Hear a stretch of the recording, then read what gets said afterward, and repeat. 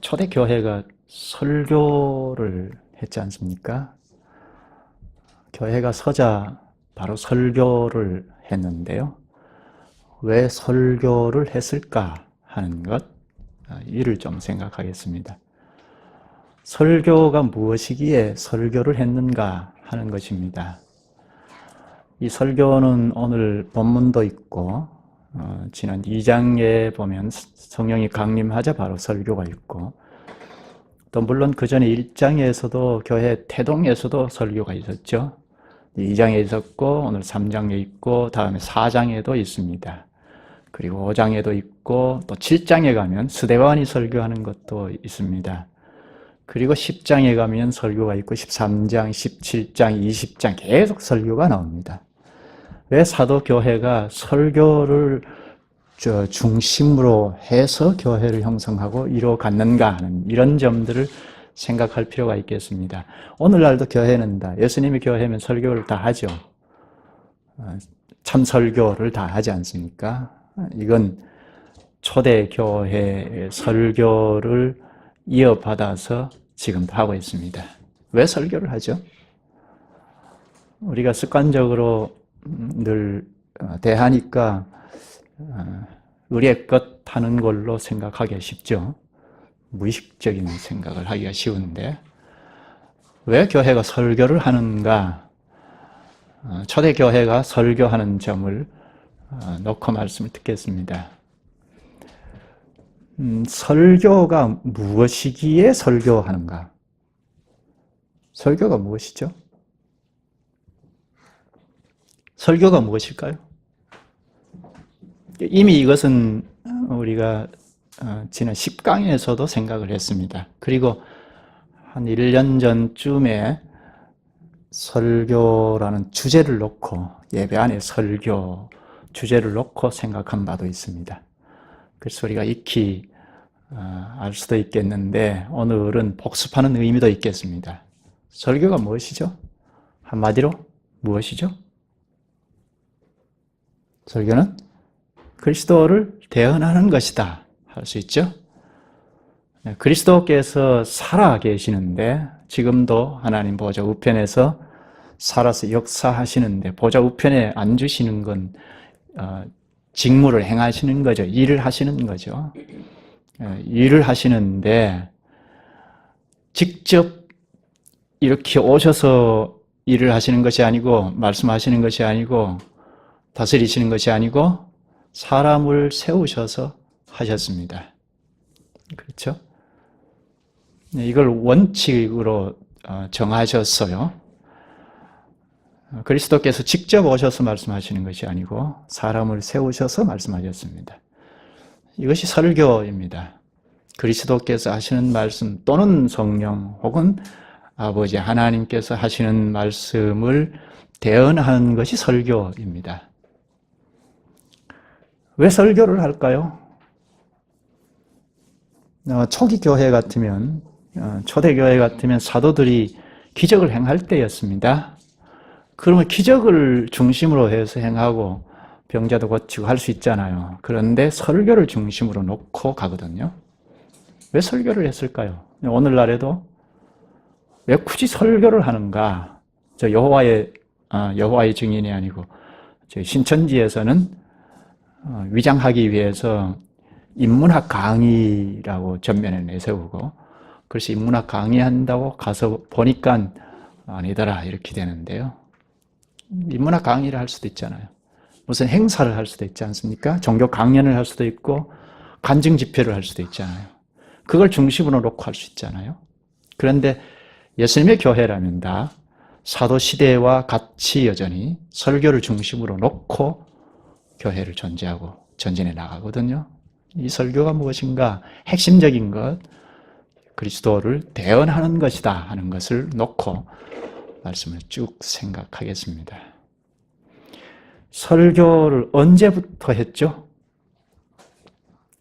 언제부터 설교를 했나요? 우리가 늘 매주 공식적으로 주님 앞에 이르면 설교를 듣고, 뭐 다른 자리에서도 있습니다만 공적으로 주님이 오셔서 목사의 입을 빌려서 말씀을 하시는데, 이게 다 설교, 공식적인 설교인데, 매주 들으니까 습관화될 수가 있는데요. 언제부터 설교가 시작이 되었습니까? 저기 구약교회로 거슬러 올라가죠. 구약교회가 딱 출범할 때, 마치 신약교회가 딱 출범해서 사도들이 설교부터 시작했던 것처럼 구약에도 교회가 출범할 때 설교를 했어요. 그 본문이 어디죠? 구약교회를 생각할 때 항상 생각해야 할 본문, 출애굽기 19장이죠. 출애굽기 19장으로 거슬러 올라가 봅시다.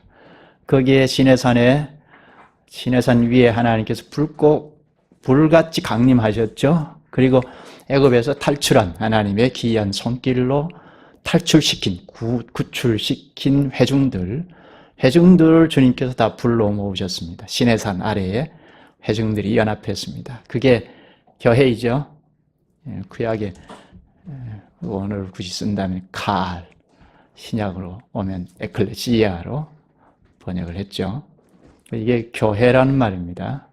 하나님께서 불러 모으셨다 이 자체가 이제 교회인데, 거기에 하나님께서 불같이 강림하셨습니다. 그리고 직접 음성으로 20장에 보면 10마디 계명을 내리시죠. 이것은 하나님께서 직접 하시는 말씀입니다. 직접 음성으로 10마디 계명을 내리시니까 백성들이 죽게 생겼습니다. 이러다가 죽겠구나 하는 생각을 했습니다. 그래서 모세 당신이 말씀하십시오. 우리가 듣겠습니다. 하나님이 우리에게 말씀하지 말게 하소서. 우리가 죽겠나이다 했습니다. 그때부터 하나님께서 사람을 세우셨습니다. 모세를 세우셔서 하나님께서 하실 말씀을 대언하게 하셨습니다. 모세가 중보자 역할을 했죠. 말씀을 대언하는 역할을 했고, 대언하는 정도를 중보자라고 하기는 그렇고, 선지자 역할도 했고, 제사장 역할도 했죠. 왕의 역할도 했습니다. 아무튼 하나님의 말씀을 대언했습니다. 모세 이후에는 선지자들이 대언을 했죠. 물론 왕이나 제사장들도 대언을 했습니다만 전면에 선지자들이 하나님의 말씀을 대언했습니다. 그러다가 예수님께서 직접 오셔서 말씀하셨죠. 직접 하나님의 모습을 가지고 오셨으면 사람이 다 죽으니까 사람의 몸을 입고 오셨죠. 그래서 직접 가르치셨습니다. 그리고 하늘에 오르시기 전에 사도들에게 다 맡기셨죠. 그래서 하늘 보좌 우편에 앉으시자 이제는 사도들을 통하여 말씀을 하셨습니다. 사도들은 그리스도를 대언한 것입니다. 오늘 본문의 설교도 그리스도를 대언한 겁니다. 설교는 그리스도를 대언하는 것이다. 대사라는 말입니다. 대통령의 대사가 어느 나라에 갔으면 그 나라 대통령의 말을 옮겨야 하죠? 자기가 하고 싶은 말을 거기 막 섞어가지고 하면 안 되잖아요. 그럼 대사의 자격이 상실되죠. 목사는 사도들은 그리스도를 대언하는 자다 했습니다. 에베소서 4장 7절에 보면 그리스도께서 교회에 선물로 직분을 주신다고 하고 쭉 읽으면 11절에 가면 사도, 선지자, 복음 전하는 자, 그리고 목사와 교사를 주셨으니 합니다. 사도들 이후에는 또 사도가 나온 것이 아니고 목사가 사도를 이어서 그리스도를 대언하기 시작했습니다. 복음을 전해서 교회가 설 때 바로 목사를 세워서 사도를 이어서 그리스도를 대언하게 했습니다. 그래서 오늘날까지 설교가 교회의 중심을 이루게 됩니다. 설교가 뭐라고요? 하나님 아버지를 대언하는 것, 그리스도를 대언하는 것이다. 이것을 철칙으로 가지고 있어야 하죠. 그럼 사람을 세우셔서 왜 말씀하시는가? 그리스도께서 직접 말씀하시면 안 되는가? 왜죠? 왜 사람을 세우셨을까? 오늘 앞에서 읽은 고린도전서 1장 21절에 보면 사람이 스스로 하나님을 알 수 없다 하고 하나님께서 전도에 미련한 것으로 믿는 자들을 구원하시기를 기뻐하셨도다 합니다. 여기 전도는 우리 길거리에 나가서 핵심 복음을 전하는 것 이전의 문제입니다. 선포입니다. 공식적으로 선포하는 것, 설교이죠. 설교가 미련한 것이라고 하고 설교에 미련한 것으로 믿는 자들을 구원하시기를 기뻐하셨다고 합니다. 사람을 세우셔서 사람을 통하여 말씀하시는 것은 그 사람의 말을 그리스도의 말로 받고 믿어서 구원하시는 것을 기뻐하신다는 겁니다. 그러니까 이것은 사람을 세우신 것은 하나님께서 기뻐하시기 위함입니다. 그리스도께서 기뻐하시려고 하는 겁니다. 사람이 전하니까 우리와 똑같은 사람이 전하는 거니까 그것을 통해서 구원하시려고 했으니까 좀 미련하다고 할 수 있죠? 사람이면 누구나 할 수 있지 않습니까? 그런데 사람이 대언한 것을 듣고 믿어 구원하시기를 기뻐하셨다는 겁니다. 그래서 사람을 대언자로 세우셨습니다. 이것은 또 우리 자신을 낮추시려는 것도 있습니다. 사람이 대언하는데 사람의 말이잖아요. 사람이 하는 말인데 그걸 사람의 말로 받지 않고 그리스도께서 직접 하시는 말씀으로 받고 나가려면 나 자신을 낮추어야 가능하죠. 자기나 나나 목사는 나랑 같잖아요. 같은 사람인데 죄가 다 있고 완벽하지 않고 약점이 다 있습니다. 그러니까 나 자신을 낮추지 않으면 목사가 전하는, 사람이 전하는 그 말을 그리스도의 말로 받기 어렵습니다. 물론 대언한다는 전제하에. 그래서 나를 낮추시고자 하신 것입니다. 낮출 때 그리스도의 음성으로 들리는 겁니다. 그것을 주님께서 구원하시기를 기뻐하신 것입니다.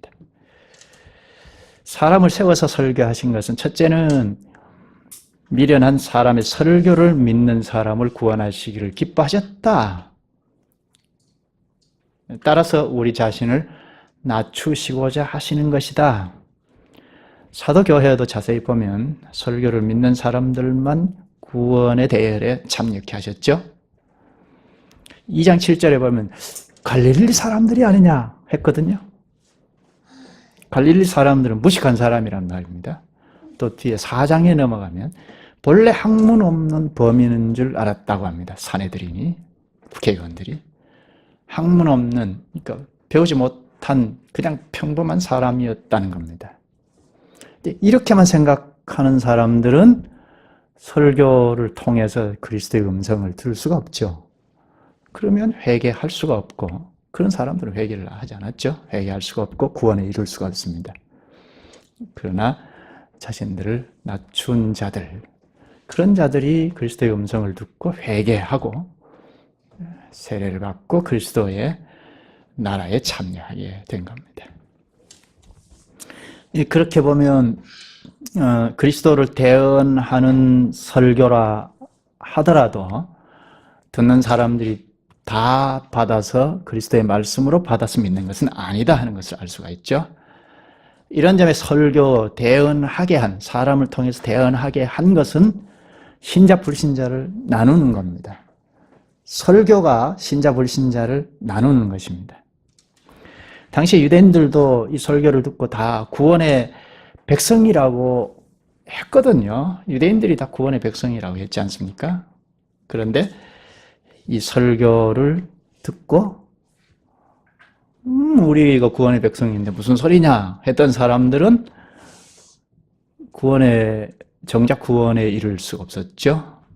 자신들을 낮추고 그리스도의 음성으로 받았을 때 그리스도께서 이들을 구원하셨다는 겁니다. 그러니까 설교를 놓고 참 신자, 참교회 아닌 것 나눈 겁니다.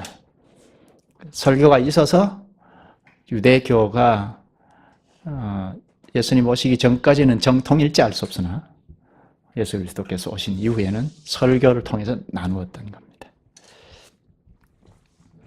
요한복음 10장 27절에 보면 예수님께서 내 양은 내 음성을 들으며 나를 따르느니라 하십니다. 택자는 예수님의 음성을 듣는다. 그렇죠? 주님께서 택한 자는 그리스도께서 우리의 목자라 하고 음성을 듣는다는 겁니다. 그리스도를 따른다는 겁니다. 복음의 설교가 이래서 중요합니다. 복음의 설교 때문에 택자라면 그 음성을 듣고 주님을 따를 수 있고 그렇지 않다면 따르지 않는다는 겁니다. 또 교회도 나누죠. 참 설교, 그리스도를 대언한 설교가 있을 때 진짜 교회다. 이건 아니다. 이단이다. 이런 것도 이단에 대해서 우리가 잘 몰라도 그리스도를 대언한 설교가 전면에 있으면 이단을 잘 구분할 수가 있다는 겁니다. 여기에 또 하나 생각할 수 있는 것은 설교하는 자가 사람이 하잖아요. 그렇다면 나도 설교하는 자와 같은 사람인데 용기를 주죠. 나도 그리스도를 대언할 수 있겠다 하는 용기를 줍니다. 적어도 그리스도의 증인으로 전도, 삶의 현실에서 전도할 수 있겠다는 용기를 주죠. 그렇죠? 사람이 그리스도를 대언하니까. 그렇죠. 그리고 또 하나는, 나도 설교자처럼 삶을 살 수 있겠다 하는 용기도 줍니다. 목사는 별종이 아니고, 나와 똑같은 사람이니까 말씀을 전하고, 말씀대로 살고자 발버둥 치고 간다면, 나도 가능성이 있겠다. 처음 신앙생활 하는 사람에게도 용기를 주는 거죠. 불신자에게도 용기를 주는 거죠. 저 사람이 한다면 나도 할 수 있겠다 하는 용기를 주는 겁니다. 설교는 그리스도를 대언하는 것이다 하는 것을 좀 원칙적으로 갖는 것이 좋습니다. 그럼 설교자는, 목사는 반드시 그리스도를 대언해야 하죠. 하나님을 대언해야 합니다. 대언하지 않으면 하나님의 음성, 그리스도의 음성을 들을 수가 없어서 그리스도를 믿고 나올 수가 없죠. 대언이 이렇게 중요합니다. 설교가 이렇게 중요합니다. 하나님을 대언하지 않으면 하나님 앞에 이룰 수 없다 하는 겁니다. 구원될 수가 없다는 겁니다. 그리고 구원에 이른 자도 그리스도인답게, 그리스도의 증인답게 성숙해 가지 못한다. 그리스도를 대언하는 설교가 이처럼 중요합니다. 사도교회가 말씀을 설교할 때 다 받았지는 않죠. 거부한 사람도 있습니다. 4장에 넘어가면 반대하고 적극적으로 방해를 합니다. 전하지 말아라 하고 억압하고 엄포를 놓습니다. 특히 유대교의 지도자들이 사도들을 붙잡아 놓고 설교를 못하게 했습니다. 4장 18절에 보면 그들을 불러 경고하여 도무지 예수의 이름으로 말하지도 말고 가르치지도 말라 하니 엄포와 협박을 가합니다. 도무지 예수의 이름으로 전하지도 말고 설교하지도 말고 가르치지도 말라 합니다. 그때 베드로와 요한은 19절에 하나님 앞에서 너희의 말을 듣는 것이 하나님의 말씀 듣는 것보다 옳은가 판단하라 합니다. 설교자는 하나님의 말을 듣는 거죠. 하나님께 충성하는 거지 사람의 눈치를 보고 하는 자가 아닙니다. 사람의 눈치를 보기 시작하면 그리스도를 대언하는 일에 결격사유가 생깁니다. 설교자는 그리스도를 대언한다. 그래야 구원에 이를 자들이 생긴다 하는 겁니다. 그리스도를 대언하지 아니하면 자기도 구원에 이르지 못하고 남도 구원에 이르지 못하게 문을 딱 갈아먹고 있는 자가 됩니다. 그러니까 설교자가 참 무서운 거죠. 책임이 크죠. 그리고 성장하는 문제도, 우리가 성숙해 이르는 문제도 설교에 달려있다 하는 것을 생각해야죠. 왜냐하면 그리스도를 대언할 때 그리스도께서 자신의 말씀이니까 쓰신다는 겁니다. 그냥 이것 공중으로 날아가 버리거나 땅에 떨어져 버리거나 그냥 놔두시는 것이 아니고 붙잡아 쓰신다는 겁니다. 혹은 성령께서 그 말씀을 쓰신다는 겁니다. 그래서 한 사람의 생각을 바꾸시고 성장에 이루어지고 또 구원에 이르도록 하고 한다는 겁니다. 설교가 강연이나 종교체험이나 간증이나 이렇게 되어버리면 성령께서 쓰실 수가 없습니다. 그래서 구원에 이르지도 못하고 구원에 이른 자들을 성숙시키지 못합니다. 성숙해 가야 하는데 어린아이로 태어났으면 만년 어린아이로 있으면 이게 참 딱한 일이잖아요. 예수를 믿기는 하는데 성숙해 가지 못하면 10년, 20년 믿어도 뭐 좀 알 것 알지 못하고 또 실천력 있게 나가지 못하고 한다면 참 딱한 일 아닙니까? 이건 설교와 관련이 있다 하는 겁니다. 오늘 교회가 힘이 없다고 합니다. 너도 나도 이건 이구동성으로 기독교가 힘을 상실했다 합니다. 여기에 반대할 사람은 없습니다. 원인이 어디에 있느냐? 뭐 도덕성에 있다고 하기도 하는데 오죽하면 도덕성이라도 특히 이제 목사를 놓고 얘기하죠. 목사가 좀 도덕성이라도 좀 있었으면 좋겠다 하는데 오죽하면 그러겠습니까? 그 이전의 문제입니다. 설교가 문제입니다. 그리스도를 대언한 설교가 전체적으로 명확하게 있으면 그 설교에 비추어서 도덕적인지 아닌지도 바르게 구분하죠. 그렇지 않으면 세상 사람들이 하는 것처럼 하고 맙니다. 설교에 능력 유무가 있습니다. 대언을 안 하거나 또는 대언을 했음에도 불구하고 그 대언을 안 받았거나 둘 중에 하나입니다. 둘 다 성령께서 쓰시기가 어렵습니다.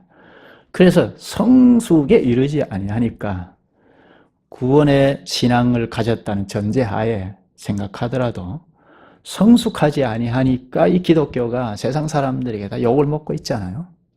실력이 없다는 말입니다.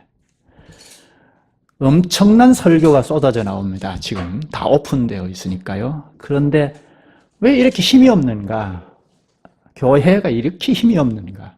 그 원인은 성령께서 쓰실 수 없는 것이기 때문이라는 말입니다. 그러니까 능력이 나오지 않습니다. 그리스도께서 말씀으로 우리와 함께 하십니다. 우리와 함께 하시는데 성령으로 말씀으로 함께 하십니다. 말씀으로 우리에게 오십니다. 우리가 말씀을 놓고 하나님 앞에 이르러 예배합니다. 그리스도와 함께 하나님 앞에 예배합니다.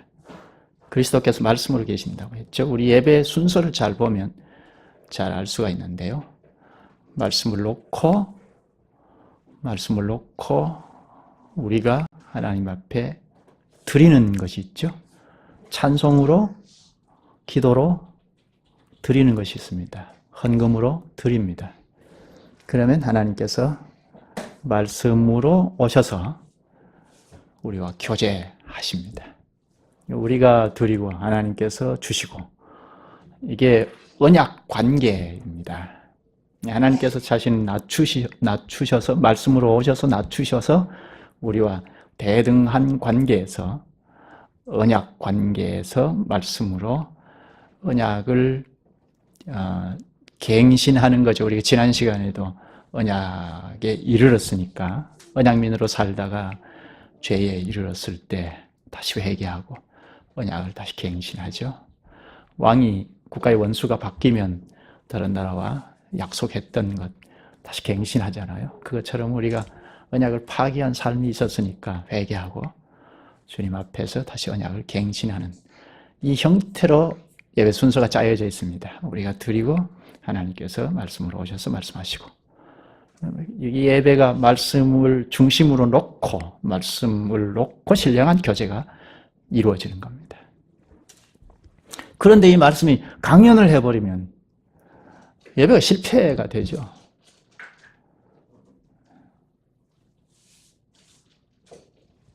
자기 체험을 말해버리고 간증을 해버리고 하면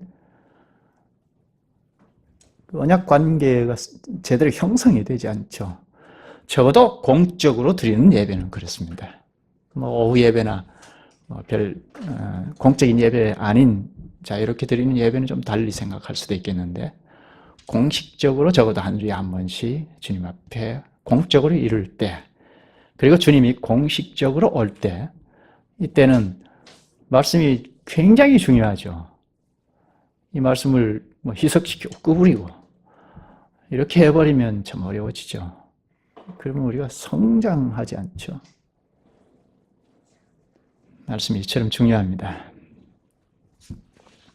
너나 할 것 없이 우리 한국교회가 왜 이런가 하는데, 문제의 근본적인 원인은 첫째는 목사에게 있습니다. 목사인 우리의 책임입니다. 그리스도를 대언하고 있는가? 그리스도를 대언한다는 것은 그리스도만 반복하는 건 아니죠. 그리스도를 대언할 때 이쪽 저쪽 오늘 본문에도 구약을 쭉 이야기하지 않습니까? 그래서 그리스도까지 옵니다. 이렇게 그리스도를 놓고 구약 신약을 쭉 대언해 나가는, 이것이 설교입니다. 첫째, 목사에게 있다 하는 것. 교인에게도 있습니다. 교인에게도 책임이 있습니다. 그리스도를 대언한가 하는 것을 살펴야 하죠. 그리스도를 대언할 때는 그걸 다 받아야 하죠. 그렇지 못할 때는 좀 항의도 할 수 있고 기도도 할 수 있고 해야죠. 그리스도를 대언하는 것이 아닌데도 안 받고,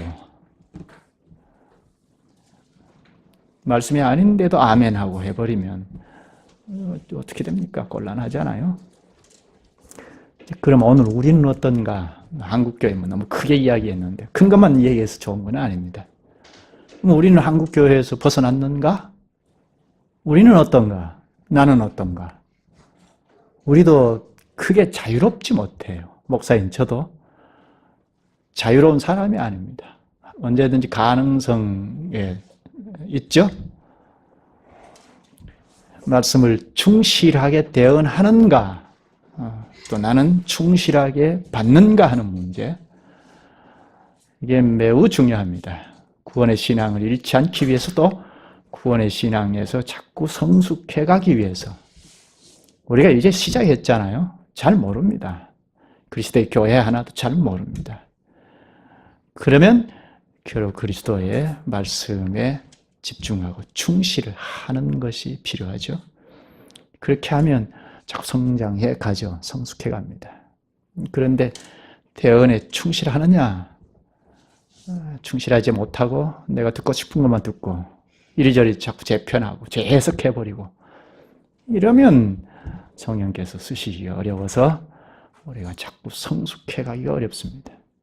5년, 10년이 가도 제자리 걸음입니다. 이건 참 딱한 일이잖아요. 우리 잠시 이 땅에 살다가 가는데 자꾸 성숙해 가야 하죠. 그러면 사도교회의 설교 오늘 본문을 잠깐만 볼까요? 지난번에도 잠깐 보았는데 13절에 보면 아브라함과 이삭과 야곱의 하나님 곧 우리 조상의 하나님이 그의 종 예수를 영화롭게 하셨느니라. 여기까지 보면 하나님의 종 예수님이라고 하죠. 하나님의 종 예수님. 예수님께서 자의로 무슨 일을 하신 것이 아니고 하나님 아버지의 뜻을 따라 하셨습니다. 그래서 종 예수를 우주의 권세를 주어서 하늘 보호자 우편에 앉히셨죠. 이걸 영화롭게 한 거죠. 계속해서 보면 너희가 그를 넘겨주고 빌라도가 놓아주기로 결의한 것을 너희가 그 앞에서 거부하였으니. 본래 빌라도는 당시 살인자인 바라바를 형벌하고자 했습니다. 예수님에게는 형벌할 죄목을 찾지 못했거든요. 그래서 바라바를 형벌하고 예수를 놓아주려고 했습니다. 6월절이 되면 제수 한 명씩 사면하는 관례가 있었는데요. 그래서 바라바를 내주려고 했는데 민중들이 막 압력을 가했죠.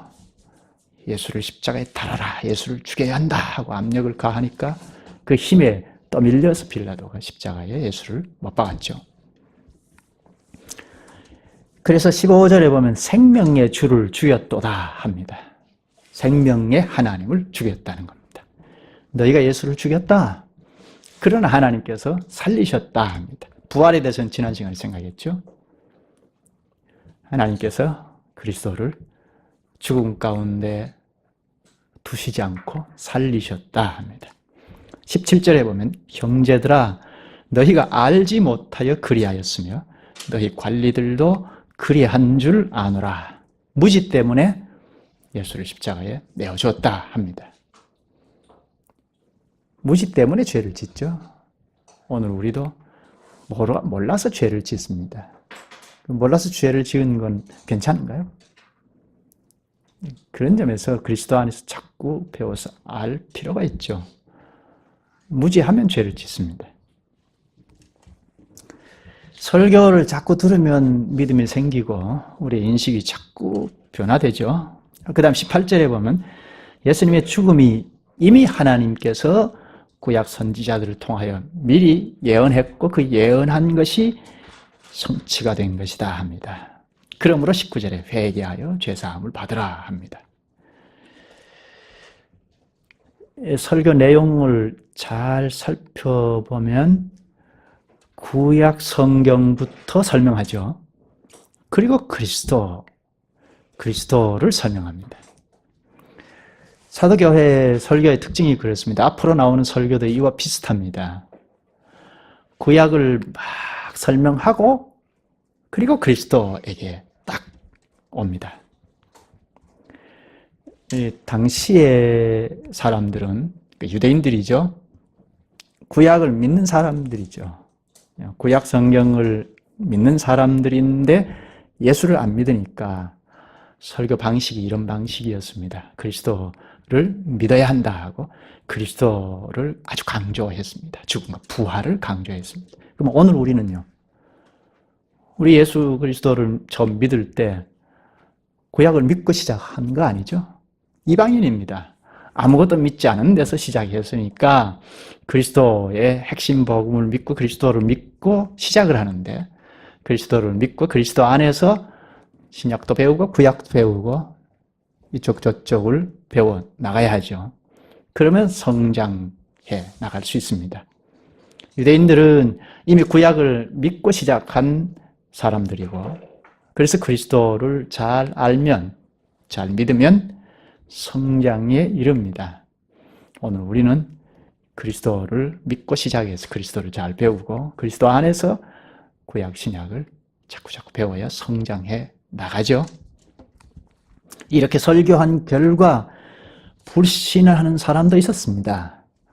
그리고 받아들인 사람도 있었습니다.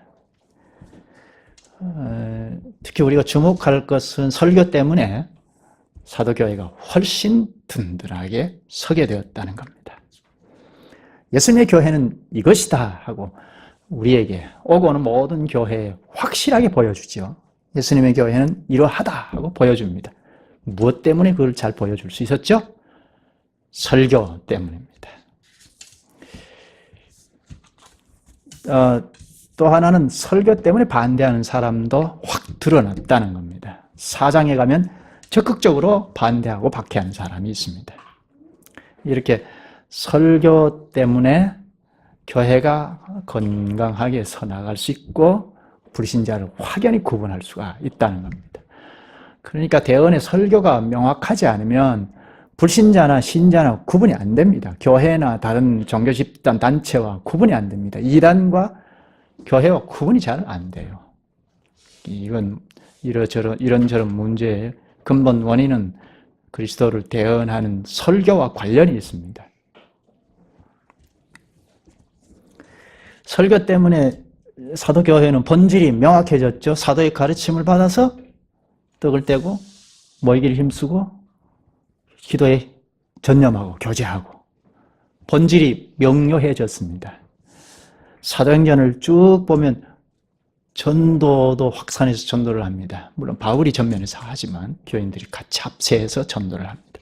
저 이방 지역에까지 전도를 합니다. 선교라고 하나요? 전도나 선교나 같은데요. 이건 대표로 사도들이 그리스도를 대언하는 데서 이렇게 전도도 확산해서 하게 된 겁니다. 그래서 설교는, 그리스도를 대언하는 설교는 우리 신앙생활, 우리의 모든 신앙생활의 원동력입니다. 설교는 신자로서 모든 생활을 가능하게 합니다. 성령께서 쓰시기 때문입니다. 구약의 예를 하나 보면서 마치죠. 구약교회 신명기 6장을 보면 우리가 잘 아는 말씀인데 1절부터 보면 하나님께서 모세를 통하여 말씀하십니다. 모세가 대언을 하죠. 5장에는 10마디 계명이 있고요. 출애굽기 20장에도 하나님께서 10마디 계명을 직접 내려주시는 것을 기록한 것이 있고, 그리고 신명기 5장에도 10마디 계명이 똑같이 실려 있습니다. 그리고 6장에 와서 4절부터 보면 이스라엘아 들으라 하고, 우리 하나님 여호와는 오직 유일한 여호와시니 너는 마음을 다하고 뜻을 다하고 힘을 다하여 내 하나님 여호와를 사랑하라. 오늘 내가 네게 명하는 이 말씀을 너는 마음에 새기고 내 자녀에게 부지런히 가르치며 집에 앉았을 때에든지 길을 갈 때에든지 누워 있을 때에든지 일어날 때에든지 이 말씀을 강론할 것이며 너는 또 그것을 내 손목에 메어 기호를 삼으며 내 미간에 붙여 표로 삼고 또 내 집 문설주와 바깥문에 기록할지니라. 하나님의 말씀, 하나님의 명령을 그냥 온 집안에 도배를 해라는 말이죠. 우리 몸에도 딱 붙여서 다니라고 하고 하죠. 그런데 여기 자녀에게 그렇게 하라고 하죠. 자녀 양육을 하라, 훈육을 하라는 말이죠. 누가 하라고요? 목사가 하라고요? 부모가 하라고 하죠. 부모가 이렇게 가르쳐라 하는데 가능합니까? 7절에 내 자녀에게 부지런히 가르치며 집에 앉았을 때든지 길을 갈 때든지 누워 있을 때든지 일어날 때든지 이 말씀을 강론할 것이며, 강론하라, 하나 하라 이 말은 설교가 아니고 말하라는 뜻입니다. 말하라. 그러니까 앉으나 서나 눕거나 일어나거나 말하라는 겁니다. 뭘 말하라고요? 하나님께서 명령하신 말씀을 말하라는 겁니다. 일상생활을 하라는 거죠. 앉으나 서나 누워 자나 일어나나 말씀을 늘 말하라. 하나님의 말씀을 말하라는 겁니다. 말씀을 입에 달고 살아라는 거죠. 자녀 양육은 말씀을 입에 달고 사는 겁니다. 다른 말로 하면 하나님의 말씀에 자녀가 밀착시켜라는 겁니다. 친숙하게 해라. 밀착시켜라. 하나님 자녀의 신분이 그거라는 거죠. 하나님 자녀다 하면서 하나님 말씀은 온데간데 없고 세상 것이 온갖 들어와서 세상 아이들하고 똑같이 생각하고 말하고 행동하는, 이게 무슨 하나님의 자녀이냐 하는 거죠. 그런데 부모가 그렇게 할 수 있나 하는 겁니다. 부모가 할 수 있나요? 없어요. 어떻게 하라는 말입니까? 우린 더더욱이 이방인들인데, 유대인들은 가능할지 모르겠습니다. 만 5세가 되면 외우게 했고 율법을 다 외우게 했고 레위기부터 외웠거든요. 근데 우리는 이방인으로 이제 겨우 시작했는데 어떻게 할 수 있나 말입니다. 그런데 하라고 하거든요. 부모가 하라고 합니다. 목사가 하라고 한 거 아닙니다. 자녀 양육은 부모 책임이에요. 학교 책임이 아닙니다. 학교 교육이 지금 저도 마음에 안 드는데요. 그러나 학교 책임이 아니에요. 부모 책임이에요. 교회가 책임이 아닙니다. 근데 어떻게 부모가 하라는 말입니까? 못합니다. 근데 하라고 하거든요. 왜죠? 왜죠? 가능하기 때문이에요. 어떻게 가능한가요? 무엇이 있죠? 전제가 되는 게 모세 설교가 있잖아요. 설교가 있기 때문에 가능하다는 말입니다. 이건 오늘 우리도 마찬가지입니다. 오늘 교회도 그리스도를 대언하는 설교가 있기 때문에 자녀 양육은 부모가 하라는 겁니다. 매주 설교가 있으니까 그 설교의 원리를, 설교는 방법론을 가르치는 것이 아닙니다. 그리스도를 대언하는 것은 원리를 가르칩니다. 기도하면 잘 된다 이렇게 방법론을 가르치는 건 아닙니다. 기도가 뭐냐는 겁니다. 그런 원리를 가르치는 겁니다. 그 원리를 가지고 처음부터 잘할 수는 없죠. 그러나 그 원리를 매주 들으면서 옮기고, 들어가나 나가나 눕거나 일어나거나 말하라고 했으니까 설교를 자꾸 외워서 말하면 되는 거죠. 처음에는 그렇게 하는 겁니다. 그렇게 해서 자꾸 하면 아이도 그 말씀을 성령께서 쓰시기 때문입니다. 사람은 못한다는 게 거기에 있습니다. 그리스도를 대언하면 공적인 설교뿐만 아니라 부모도 자녀를 놓고 설교를 자꾸 말로 심부름하면, 들어가나 나가나 말로 심부름하면 성령께서 그걸 쓰셔서 아이가 훈육을 받게 한다는 겁니다. 하나님 자녀답게 성숙시켜 준다는 겁니다. 이건 전도도 그래서 가능한 겁니다. 전도가, 대언의 설교가 시원찮으면 전도를 하면 할수록 선교단체가 되어버려요. 주님의 교회가 되지 않습니다. 많이 모이면 뭘 합니까? 아무런 힘이 없는데요. 합지절이 모이는 것 같잖아요. 숫자, 얼마나 숫자 자랑을 했습니까? 지금도 지금 좀 쑥 들어간 것 같아요. 자꾸 빠져나가니까. 그 빠져나갔다, 숫자가 늘어났다, 그거 그렇게 일차적으로 중요한 것 아닙니다. 그리스도를 대언하고 있는가? 그 그리스도의 대언의 말씀을 우리가 다 받고 있는가? 회중들이 다 받고 있는가? 그게 중요한 겁니다. 그러면 자꾸 성숙해 가니까요. 성령께서 쓰셔서 우리의 인식을 자꾸 바꾸시고 우리의 사고를 자꾸 계통을 세워 가신다는 말입니다. 제가 그렇게 여기까지 왔잖아요. 저 여러분들하고 똑같았어요. 똑같아요. 앞에 서두에서도 그랬죠. 목사가 대언을 하는 걸 보면서 나도 용기가 생긴다는 겁니다. 나도 가능하다는 겁니다. 가능해요. 무엇 때문에요? 대언하는 설교가 있기 때문에 가능하다는 겁니다. 자꾸 우리 인식이 바뀌어져요. 성령께서 쓰시기 때문입니다. 그러면 우리 삶에서도 전도를 합니다. 전도가 무엇인가요? 예수 믿고 천당 가자. 물론 그것도 전도이죠. 그리고 늘 대하는 사람들에게는 사람이 이렇게 살아야 하지 않느냐, 사람이 이렇게 생각해야 하지 않느냐 하는 것. 그게 전도죠.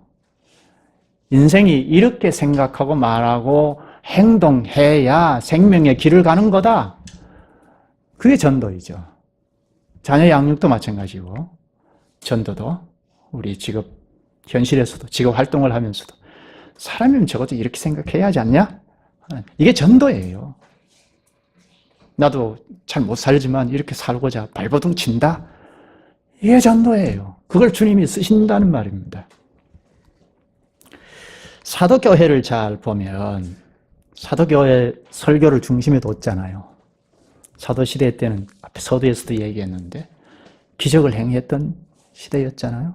방금도 여기 3장에 와서 안진뱅이를 40년 된 안진뱅이를 이렇게 세웠잖아요. 그걸 전면에 내세우고 할 수 있잖아요. 간증을 할 수도 있고 이 40년 된 안진뱅이를 세워놓고 계속 간증할 수도 있잖아요. 산 증인이 여기 있다 하고 얼마나 설득력이 있습니까? 근데 설교를 중심에 뒀거든요. 그건 설교를 중심에 둬야 그리스도에게 연합이 된 우리 모든 분자들이 이렇게 가는 거구나. 설교는 원리를 제시하는 거라고 했죠. 이것이다 하고 원리를 제시하는 거라고 했으니까 그 원리를 가지고 처음에 잘 안 되죠. 잘 안 되면 내가 돌이키고 말씀으로 다시 돌아가고 그렇게 해서 이렇게 가는 것이다. 교회는 이것이구나. 교회가 해야 할 일은 이것이다. 할 수 있다는 말입니다. 그러면 우리 삶의 현실에서도 가능하다는 말입니다. 남편이면 남편으로서 이것이구나. 아내면 아내가 이것이구나. 말씀에 자꾸 친숙할 필요가 있습니다. 세상이 너무 많이 들어왔어요. 너무 많이 들어왔어요. 그동안 가부장 제도 하에 막 아내를 여자들을 억압했고 했기 때문에 이게 피해의식이 있어서 이제는 여권 신장 운동을 막 일으켜서 이제는 남편을 아주 막 누르려고 하죠. 양극단은 똑같아요. 여기서 우리가 벗어나는 길은 말씀으로 돌아가야 해요. 자, 지금 사회는 이런데, 교회 안에도 이런데, 진짜 무엇인가 말씀으로 돌아가야 합니다. 말씀으로 돌아와서 설교가 있으니까 설교에서 비춰보는 겁니다. 처음에는 비추어봐도 잘 모를 수 있습니다. 근데 자꾸 말씀에 친숙하면 성령께서 자꾸 깨우치시고 힘을 주셔요. 그래서 응용할 수 있습니다. 구구단을 처음 배우면 잘 안 되잖아요. 그런데 이제 잘 익숙해지면, 친숙하면 엄마를 따라서 시장에 가서 곱셈을 2단, 3단 자유롭게 할 수 있듯이 응용할 수 있잖아요. 하나님의 말씀도 그렇습니다. 원리가 제시가 되면 우리 삶의 현실에서 이렇게 할까 저렇게 할까 잘 안 될 때 말씀에 집중하고 주께 구하고 하면 응용이 가능해요. 그렇게 능숙하게 응용할 정도면 그게 능력이죠. 말씀은 능력이라고 했는데 기도하십시다. 자비하신 주님, 주님께서 연약한 사람을 세워 설교하게 하심으로 구원도 일으키고 또 교회도 세워가시옵나이다. 이러한 일로 주께서 기뻐하시옵나이다. 주님을 대언하는 설교가 있기에 진짜 가짜가 구분되고 교회가 또 거룩하게 서갈 수 있게 하시옵나이다. 오늘날에도 교회나 목사, 성도, 이단을 다 구분할 수 있도록 사람을 세우셔서 설교하게 하신 주님의 뜻을 저희도 잘 인식하고 지금도 살아서 일하시는 주님의 음성을 설교로서 다 듣게 하시옵소서. 예수님의 이름으로 기도하옵나이다. 아멘.